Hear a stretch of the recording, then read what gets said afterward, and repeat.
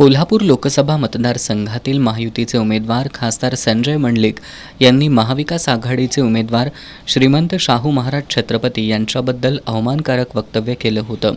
आज मिरजकर तिकटी इथं एकत्र येत शिवसेना उद्धव बाळासाहेब ठाकरे पक्षाच्या वतीनं खासदार संजय मंडलिक यांच्या निषेधार्थ जोरदार निदर्शनं करण्यात आली। खरं तर हा निवडणुकीचा मुद्दाच होऊ शकत नाही। हे वारस आहेत नाही आहेत हा मुद्दा होऊ शकत नाही। तुमचा संपर्क किती आहे, तुम्ही विकास किती केला 5 वर्षात, ह्या मुद्द्यावर बोलणं अत्यंत आवश्यक होतं। परंतु कुठलेच मुद्दे यांच्याकडे नाही आहेत।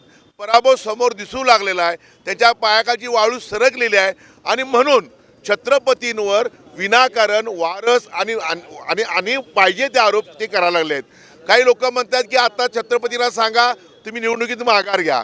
मी त्यांच्या नेत्यांना विनंती करतोय की अजून सुद्धा तुम्ही अर्ज भरलेला नाही।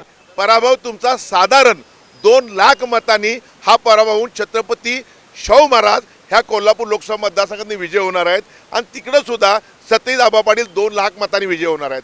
ही काळ्या दगडावरची पांढरी रेघ म्हणावी लागेल आपल्याला। आणि या निदर्शनांमध्ये सहसंपर्क प्रमुख विजय देवणे, शहर प्रमुख रविकिरण इंगवले, सुनील मोदी, विशाल देवकुळे, हर्षल सुर्वे, विशाल सूर्यवंशी, मंजित माने, राहुल माळी, सुशील भांदिगरे, युवराज खंडागळे, रवी चौगुले, प्रसाद कुलकर्णी, दत्ताजी टिपुगडे यांच्यासह ठाकरे गटाचे पदाधिकारी आणि शिवसैनिक सहभागी झाले होते।